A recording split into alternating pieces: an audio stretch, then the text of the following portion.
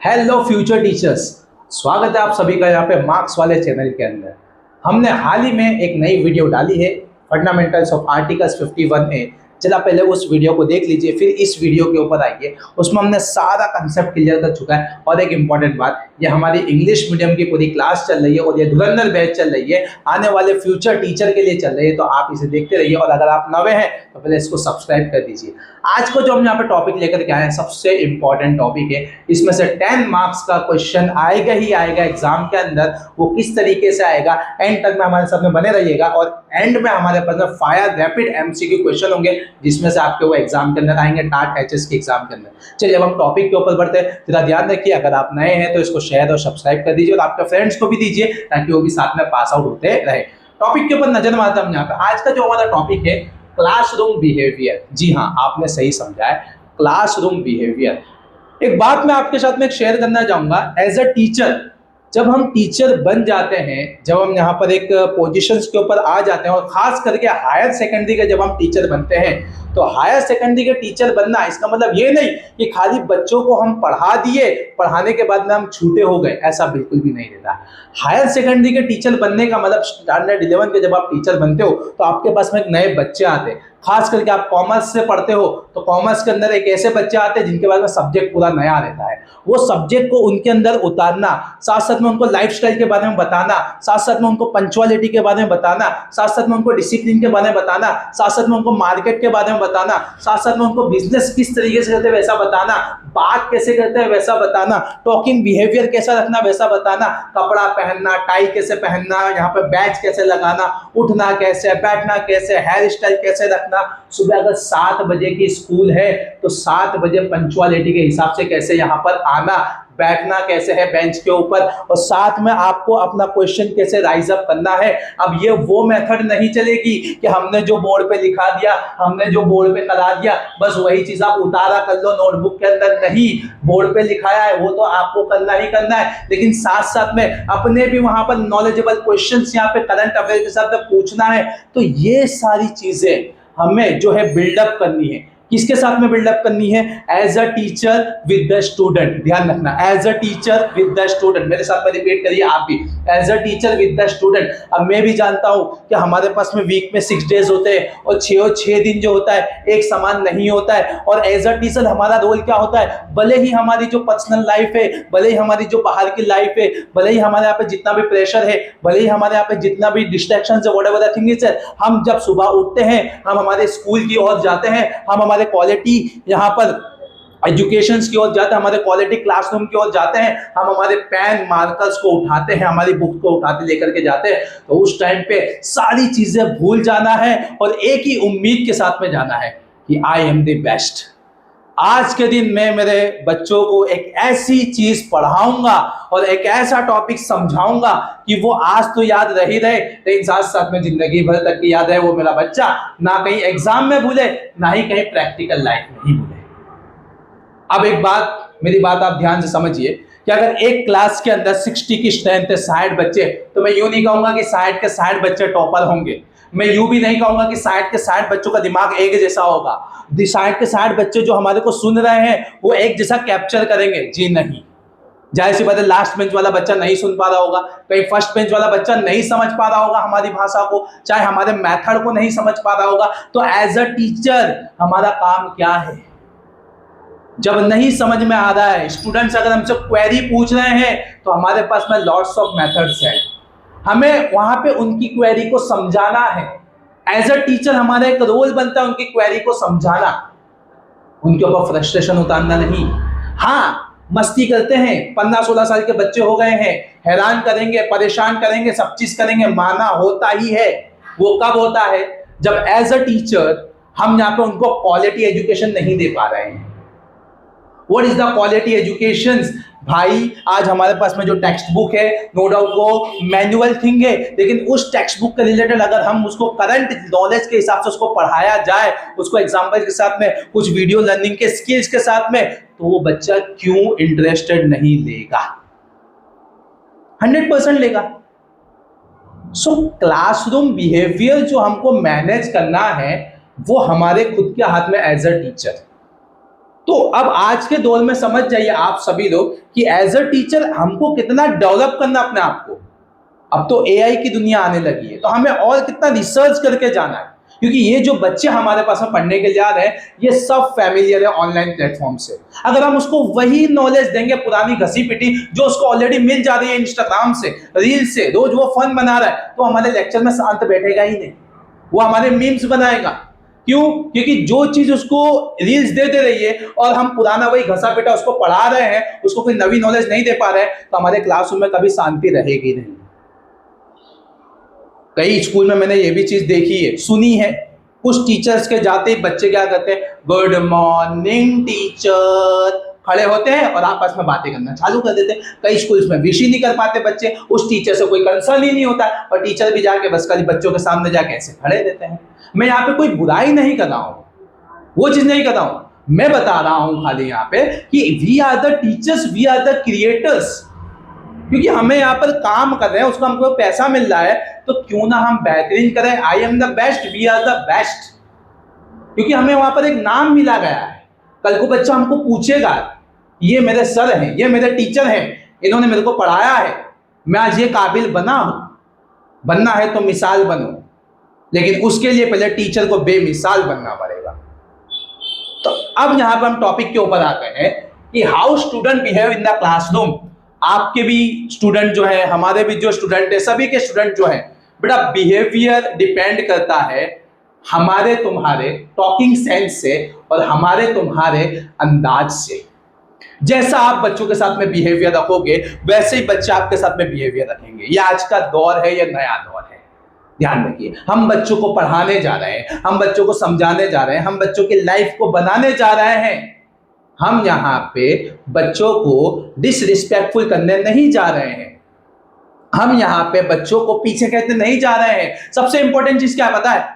सबसे इंपॉर्टेंट चीज, कोई भी बच्चा जो है, जैसे बच्चा जो है वो कमजोर तो है ही पहले से, उसको समझ में तो आएगा ही नहीं, क्योंकि इसके में नवे सब्जेक्ट है। मान लीजिए अगर अकाउंट का सब्जेक्ट हम पढ़ा रहे बच्चों को, अगर एक सम हमने चलाया है, यहाँ पे एक एग्जाम्पल के तौर पर हमने BRS का सम चला दिया, बच्चे को नहीं पाया, नहीं समझ में आया उस साइड की क्लास के अंदर, बच्चा तुमसे क्वेरी पूछ रहा है, तो हमने बच्चों को खड़े करा, जी प्लीज स्टैंड अप, खड़े हो जाइए, और उसके बाद में बताइए आपकी क्वेरी।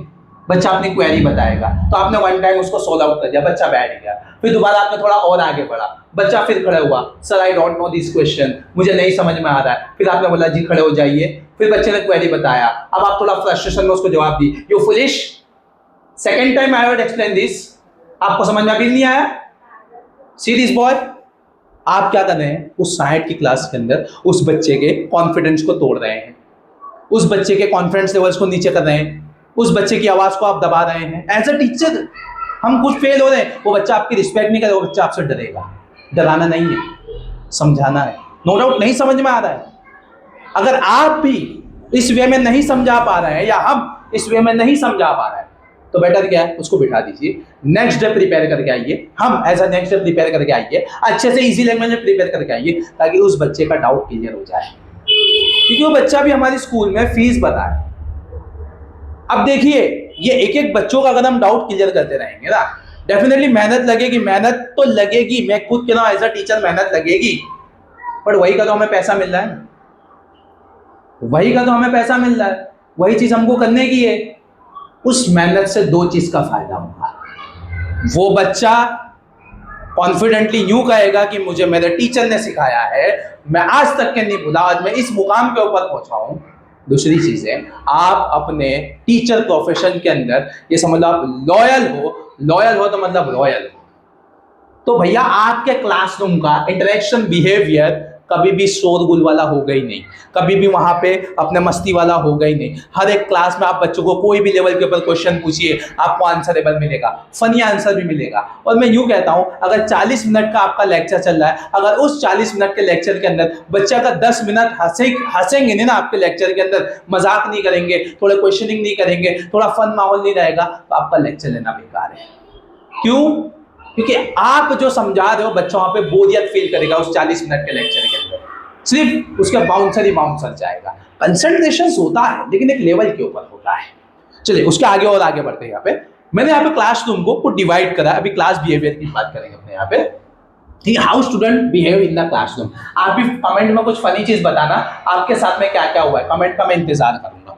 पहला क्या है बेटा, स्टूडेंट का कंडक्ट। बेटा देखिए, मैंने आपको क्या बोला, 60 का क्लासरूम है। मान लीजिए अगर मैं 30 को डिवाइड करता हूँ, 30 गर्ल्स है 30 बॉयज है, तो बेटा मैं यूं नहीं कहूंगा कि 30 गर्ल्स और 30 बॉयज सबका कंडक्ट वेल हो, अच्छा ही हो आपके प्रति, क्योंकि हमारे पास में टोटल डे के 8 लेक्चर्स होते हैं। तो मान लीजिए हर एक सब्जेक्ट टीचर हो गए, तो हर एक सब्जेक्ट टीचर के साथ में वो बच्चे का जो कंडक्ट है अच्छा ही हो गए, नहीं। अब वो क्यों नहीं होता है, एज अ टीचर समझिए। जैसे एग्जांपल के तौर पर मान लीजिए, एक यहाँ पे मैं आपको एग्जांपल देता हूं, अकाउंट और स्टेट के एक टीचर हो गए, इको और बीए के एक टीचर हो गए, देन गुजराती के एक टीचर हो गए हमारे यहाँ पे, बस ये मेन सब्जेक्ट मान लीजिए। अब मान लीजिए बच्चा जो है अकाउंट स्टेट और इको में इंटरेस्ट ले रहा पढ़ने के लिए, भाई वो अकाउंट स्टेट पढ़ रहा है और इको पढ़ रहा है, पर वो बीए नहीं पढ़ पा रहा है। भैया अकाउंट स्टेट के एक टीचर है और इको बीए के एक टीचर है, जरा देखिए वो वहां पर अकाउंट स्टेट पढ़ रहा है पर वो बीए नहीं पढ़ पा रहा है, इको भी पढ़ रहा है। अब वो टीचर का वो बीए क्यों नहीं पढ़ पा रहा है, पहली चीज ये, पहला क्वेश्चन ये राइज अप होता है। वो उसकी क्लास में मस्ती कर रहा है, वो उसकी क्लासरूम से बाहर निकल जा रहा है, वो टीचर उसको हैरान कर, मतलब टीचर्स को बच्चा हैरान कर रहा है, कोई मिसचीफ कर रहा है, टीचर बोला get out from my class, you disturb all the class. तो वो टीचर जो है उसको रीजन ढूंढना है कि वो टॉपिक कहीं समझा रहा है, या वो ये समझो इको के बाद में डायरेक्ट बीए ले रहा है, या बीए के बाद में इको ले रहा है, या 2 लेक्चर्स इको ले रहा है, या 2 लेक्चर्स बीए साथ में ले रहा है, कंटिन्यूअसली थियरी पढ़ा रहा है। या मैं एज अ, मान लो अगर मैं अकाउंट और स्टेट का टीचर हूं, तो अगर मैं कंटिन्यूअसली, चलो अकाउंट तो पोसा जाएगा, स्टेट कंटिन्यूअसली 2-3 लेक्चर पढ़ाऊंगा तो जैसे बच्चा एग्जॉस्ट हो ही जाएगा। तो एज अ टीचर हमें यहाँ पर स्टूडेंट का कंडक्ट जो समझना है कि स्टूडेंट की कैलिबरी कितनी है उस 40 मिनट्स के लेक्चर्स के अंदर समझने की, और हमारी कैलिबरी कितनी है इजी वे में उसको समझाने की। और भी बहुत सारी चीजों में कंडक्ट में आता है। स्टूडेंट का डिसिप्लिन आता है, पहली चीज तो ये, स्टूडेंट फुल यूनिफॉर्म में है कि नहीं है, टाई वाई है कि नहीं, अच्छे से हेयर कॉम करा है कि नहीं करा, बातचीत अच्छी है कि नहीं, क्लासरूम में अच्छे से बैठा है कि नहीं बैठा है, ग्रीटिंग अच्छा कर रहा है कि नहीं कर रहा है, हाथ चीज अच्छे से मिला रहा है कि नहीं मिला रहा है, रिसेस हो जा रही है अपना टिफिन लाया है कि नहीं लाया। खैर हायर सेकेंडरी के बच्चे तो टिफिन नहीं लाते हैं, वो बाहर की चीजें लाते, कुछ नहीं भी लाते, बट एज अ टीचर हमें उनको बताना पड़ेगा। खाना भी इंपॉर्टेंट है, आफ्टर 4 लेक्चर्स के बाद में आपकी रिसेस जो पड़ती है, स्टमक कुछ मांगता है, हाइड्रेट रहना भी इंपॉर्टेंट है, बहुत ज़्यादा ज़रूरत है ये सब चीज़ों की, तभी दिमाग चलेगा, क्योंकि ब्रेन के जो सेल्स होते हैं थक जाते हैं ये चीज़ें। अब एक बात, एक और चीज़ समझिए, स्टूडेंट जब आते हैं स्कूल के अंदर तो बेटा कई दफ़ा आके सो जाते हैं, स्लीप कर जाते हैं, बोरियत उनको होती है, यानी उसका मतलब क्या है कि उसका स्कूल में आके कंडक्ट खराब नहीं हुआ है, उसका घर पे कंडक्ट खराब है। घर पे मतलब क्या है, रात में स्टूडेंट अगर मान लो मूवी देखा है, वेब सीरीज देखा है, अभी तो देखो सब मूवी के अलग अलग ट्रेंड्स चल रहे हैं, यहाँ पे त्योहार में गया, शादियों में गया, सब चीज गया, तो वो सब चीज एट टाइम उसकी रात की एक्टिविटी है ना, उसका मॉर्निंग का बिहेवियर बताएगा, और वो होता है। अब एज अ टीचर हमें उसको फेस करना है। अब हम जब फेस करने उसको जाते हैं वहां पे उस स्टूडेंट को, अगर उस टीचर का मूड खराब है उस दिन, स्टूडेंट का भी मूड खराब है, तो भाई फिर दोनों के अंदर तो वो तालमेल ही नहीं बैठेगा। उस दिन पूरी क्लास में डिस्टर्बेंस होगा, बाकी के स्टूडेंट एंजॉयमेंट करेंगे, स्टूडेंट और सर के रिलेशंस के बीच में जो आज हो रहा है, मनोरंजन चल रहा है क्लास के अंदर, जबरदस्त चलता है बड़े बच्चों के साथ में। तो एज अ टीचर हमें क्या समझना है, हमारी भी एक्टिविटी रहती है, बच्चों की भी एक्टिविटी रहती है, उस बच्चे के दिमाग में वो चीज़ उतारना कैसे।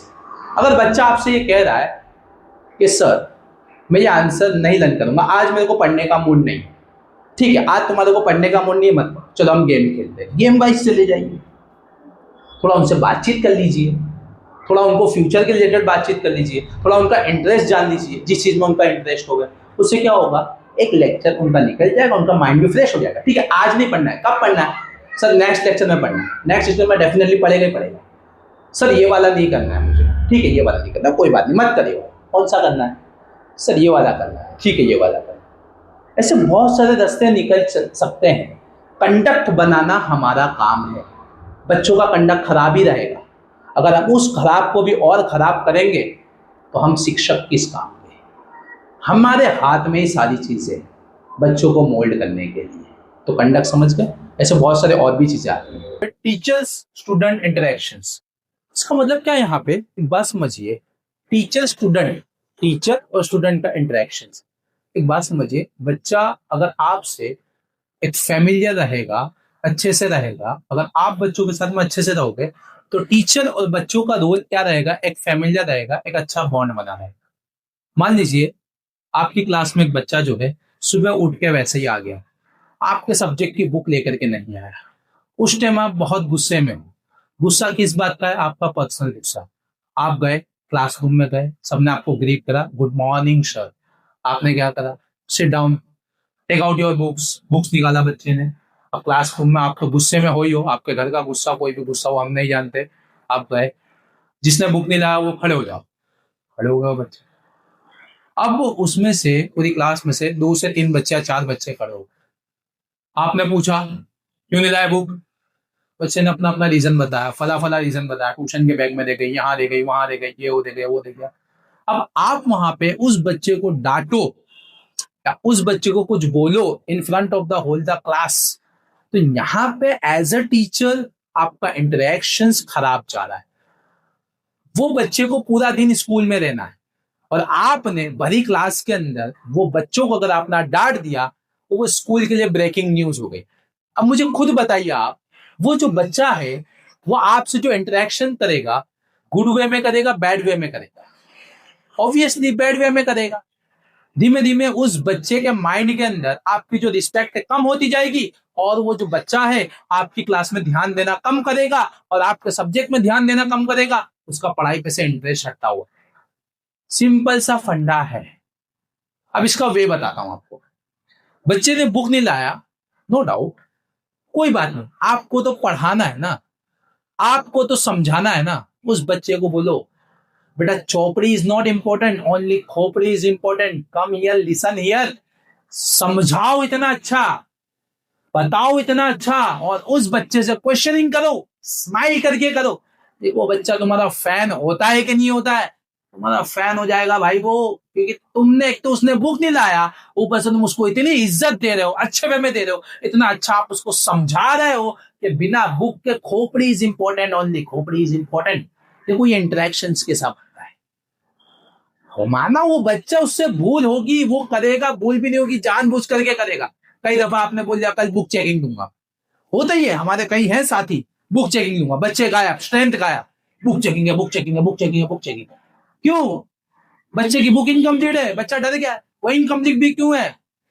अब हम जो भी चीज पढ़ा रहे हैं क्लासरूम के अंदर, कर लेना तुम, कर लेना। व्हाट इन द सेंस, वो इतने जिम्मेदार होते तो बहुत कुछ कर चुके होते। वो नहीं करेंगे, वो पबजी खेलेंगे, वो सब चीज करेंगे। बैड हैबिट्स है, हमें तो गुड मैनेजमेंट को बदलना है, वी आर द टीचर, हमें उनको बदलना है। तो जाहिर सी बात है, आप उनको बुक्स कंप्लीट कराइए, कैसे भी तरीके से उनको होमवर्क दीजिए, कम से कम दीजिए होमवर्क, तो ना ही दीजिए, बेटर है क्लासरूम के अंदर करा दीजिए। ये चीज है, समझा दीजिए सही, बच्चा खुद नोट्स बनाओ। ये इंटरेक्शन हमें पैदा करना है, उनके पास में पहले से पैदा हुआ नहीं है, उनके पास में इनहेरिटेंस है ही नहीं, वो आए नहीं है। वो 10th पढ़ के आ गए तो उसका मतलब यह नहीं है तो एक तो बच्चों का होता है 10th पढ़ के आ गए तो बहुत बड़े कूल सूल बनते हैं।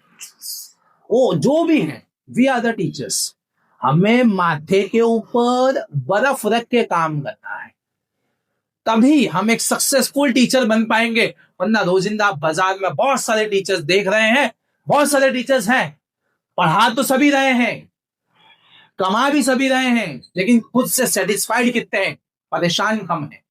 ये चीज देख, तो एक सक्सेसफुल अच्छा टीचर बनना है, वेल्दी हेल्दी नाम बनाना है, पहचान बनानी है, तो एक good atmosphere with the student, interactions अच्छा रखिए, क्लासरूम इंटरेक्शंस अच्छा, फेथफुल रहे।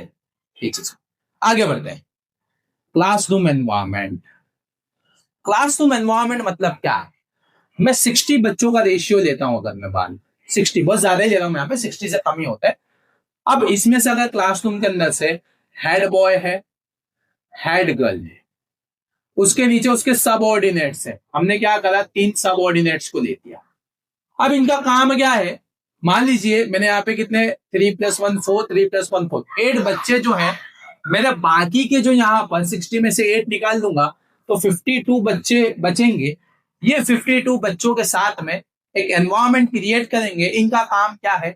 एक क्लासरूम का डिसिप्लिन चेकआउट करना और मेरे को रिपोर्टिंग करना, मेरे को मतलब एज अ क्लास टीचर। अब मान लो कोई बच्चा कुछ नहीं कर पाता है तो ये लोग रिपोर्ट कर देंगे, और ये 8 लोग को जो हमने टीम बना के रखी, उससे क्या होगा, मेरा भी काम अच्छा होगा, बच्चों का भी काम अच्छा होगा। बेंच वाइज में हमने बेंच मॉनिटर बना दिया, हमने ग्रुप एक्टिविटी दे दी। अगर हमारे मान लो कि 3 से 4 लेक्चर एक साथ में है, 2 लेक्चर एक साथ में, तो 1 लेक्चर हमने पढ़ा दिया और 1 लेक्चर हमने ग्रुप एक्टिविटी करा दी। 1 लेक्चर हमने इंडिविजुअल पजल दे दिया। पजल मतलब कौन सा, सब्जेक्ट के लगते पजल दे दिया।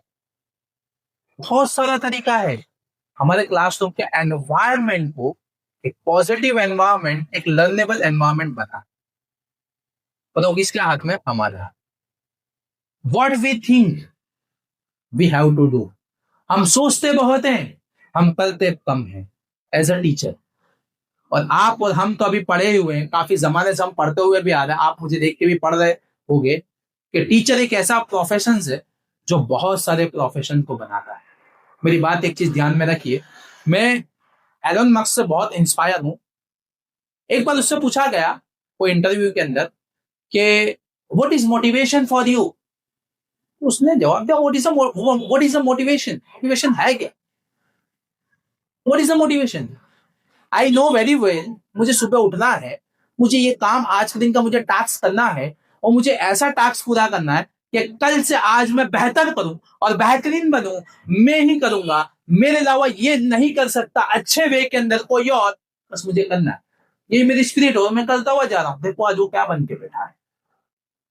हमारे बहुत सारे ऐसे टीचर्स भी आप देखिए, ये काम करना मतलब करना, मुझे इस तरीके से बच्चों को पढ़ाना मतलब पढ़ाना ही है, मेरा बच्चा है वो। अब आप भी सोचिए, अगर आपके हाथ का पढ़ाया हुआ बच्चा बोर्ड के अंदर 100 आउट ऑफ 100 लाता है, तो एज अ टीचर आपका जो जिगरा है, आपका जो फक्र से किस तरीके से सर जो होता है ऊंचा होता है। माधव विद्यार्थी से मेरा बच्चा है, समाज में भी हर जगह।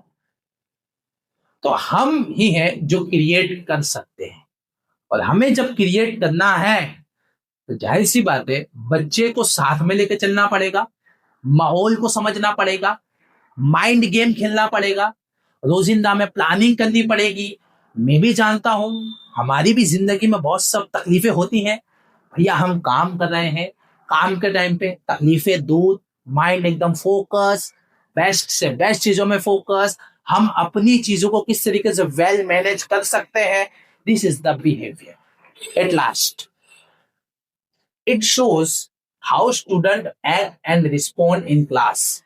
ये बताता है आप जिस तरीके से अपना बिहेवियर या अपने क्लासरूम को बनाते हो, अपने क्लासरूम को स्टैंडर्ड को बनाते हो, स्टूडेंट के प्रति आप रिप्रेजेंटेटिव हो, तो उस तरीके से वो स्टूडेंट क्या करेगा, एक्ट करेगा, रिस्पॉन्ड करेगा पूरी क्लास के अंदर। निर्भर करता है आप सिचुएशंस को कैसे हैंडल करते हो। बहुत सब सिचुएशंस आती है टीचर्स की लाइफ में, बहुत सब आती है स्टूडेंट के साथ, हैंडल करना है, हर एक वे में हैंडल करना है। एज अ टीचर, आप टीचर नहीं हो, आप लॉयर हो, आप डॉक्टर हो, आप कुक हो, आप मेंटोर हो, आप साथ साथ में स्पोर्ट्समैन हो, आप मदर फादर सब चीज हो, एवरीथिंग हो। एज अ टीचर सब कुछ हो, तो एज अ टीचर वो बच्चा आपका है। समझ, ये क्या था हमारा क्लासरूम बिहेवियर का पार्ट 1 लेक्चर। अब हम मिलते हैं कहां पर, रैपिड फायर क्वेश्चन के अंदर। वीडियो को देखिए, इसको शेयर आउट करिए और कमेंट भी कुछ करिए। आपकी कमेंट है ना हमारे को इंस्पायर्ड करती है बहुत अच्छी तरह। Number 1, classroom behaviour means school rules, student behaviour in class, teacher salary, books. बोलिए answer. Yes, B is the correct answer, student behaviour in class. Number 2, classroom behaviour mainly focus on building design, student conduct, school timing, uniform. Yes, yes, yes. Give the answer. Give the answer. B. Very good. Student conduct. Number 3. How student act in class refers to evaluation, classroom behavior, management, discipline only. Yes, B is the correct answer. Classroom behavior. हाँ, B is the correct. फटाफट आप video को देखिए, उसमें पूरा clear cut हमने बताया गया है। Number 4. Classroom behavior includes option A, only teachings, only exams, interaction between teacher and student, only homework. Yes, option C is the correct answer. Interactions between teachers and student. Number 5, classroom environment is a part of evaluation, behavior, homework, syllabus. Yes, P is the correct answer. Behavior. Behavior अच्छा होगा हमारा बच्चों का, तभी जाके हम एक अच्छा क्लासरूम में सिलेबस चला सकते, वरना नहीं चला सकते। Number 6, which of the following best defines classroom behavior? Teachers planning, student response and action in class, school management, library rules. Yes, B is the correct answer. Student response and action in class. Student का response देना बहुत ज्यादा जरूरी है। हमारी बात को समझेगा तो ही वो रिस्पॉन्स दे पाएगा, वरना दे पाएगा नहीं वो। Number 7, classroom behavior shows only discipline, only marks, how student act and responds, only attendance. Yes, C is the correct answer. How student act and respond. Student का action, student का response ही बताता है कि कितना हमारा behavior, हमारा classroom behavior अच्छा है. Number 8, interactions between teacher and student is not important, part of a classroom behavior, only for exam, discipline issues. Yes, B is the correct answer. Part of a classroom behavior. Interactions होना बहुत ज्यादा जरूरी है, हम तभी बच्चों को वहाँ पे इनफॉर्मल तरीके से समझ पाएंगे. Classroom behavior depends on only teachers, only student, both teachers, student, none. C is the correct answer. Both teachers and student. ये दोनों के ऊपर ही निर्भर है, वरना नहीं है. Number 10. Which statement is correct? Classroom behavior is only about rules. It includes conduct, interaction, environment. It is only about exam. It is not important. Yes, B is the correct answer. It includes conduct, interaction, and environment. ये हमारे rapid fire के आज के questions थे. Video को देखिए और English medium वालों को बेशुमार शेयर कीजिए, सब्सक्राइब कीजिए. वीडियो